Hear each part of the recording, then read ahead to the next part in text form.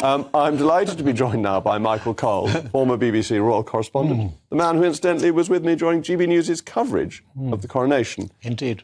Michael, there are challenges, aren't there? The King's done very well so far. I think the big challenges are constitutional. How does a constitutional monarch deal with the problems when they touch politics? But are there others that you think may arise? There was a famous Italian nobleman, Giuseppe de Lampedusa, and he wrote a book called The Leopard, which was made into a rather good film. And he wrote in his book, things have to change so that they stay the same.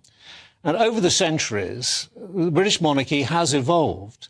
It's almost unrecognisable from what it was at the time of Queen Victoria. And she made some changes, and she had to.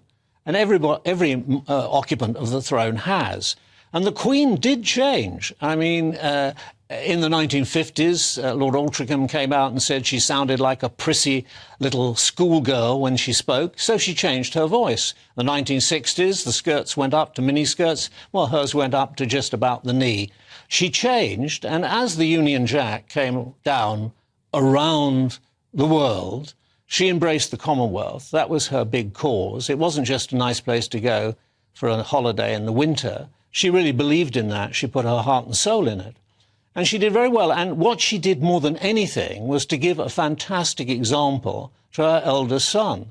Now, I'll admit, I was never his greatest fan when he was Prince of Wales. But in the first year, he has hardly put a foot wrong. The Accession Council, the first televised speech, the Christmas speech, the state visit to Germany, the first state visit to Germany, I thought the coronation was overproduced and under-magicked. I thought the spirituality wasn't there. The further we move away from our Catholic origins, the less spirituality there is. And I think we saw that. And I was disappointed with that because I know that he took a great deal of interest in how it would be perceived by people. Now, he has got to do different things. The good thing about it, Jacob, is that I've observed him. I'm 5 years older than him. I've been observing him all my life. At primary school, I bought national savings stamps for ½ a crown, which had his picture on them. So I've been writing stories about him. The ones for Princess Anne were only sixpence, OK? But the ½ crown ones were the ones for the heir to the throne. And I first wrote my royal story about him in 1961. But in a way, the first year is likely to be an easy year because you have that huge groundswell of goodwill from the death of the Queen. You also have the heir being that much younger than the incumbent, and therefore, inevitably, he's carrying out many more functions than the Queen was able to do in the last few years of her life. So he seems to be a more active king. What do you think happens next year? Where do the surprises come from that are there to trip him up? Would it be, say, the next election leads to a hung parliament? Does that make it difficult, or is that all going to be sorted out by Well, it's good to think about that. He hasn't put a foot wrong politically, which is good. He's said all he's had to say about political issues. We know where he stands. He doesn't have to repeat that. And the interesting thing that I've observed is that I've never seen him so happy, so content. He seems to be comfortable in his own skin for the first time. He waited more than 70 years for his inheritance. He had a longest apprenticeship in history. In history, yes. In history. And now, with the woman he loves, who he's been married to longer than he was married to Princess Diana, he's very relaxed. And obviously he knows it's going to be a short reign, but a short reign can be a very successful reign. Edward VII, his great-great-grandfather, only 9 years, was a hugely successful reign, gave his name to the Edwardian era, which people looked back on and thought was a golden age. Everyone adored Edward VII because he was fun after Queen Victoria had been very dour. Yes. Edward the Caresser. he had so many... Yes, fun so many may have been a euphemism.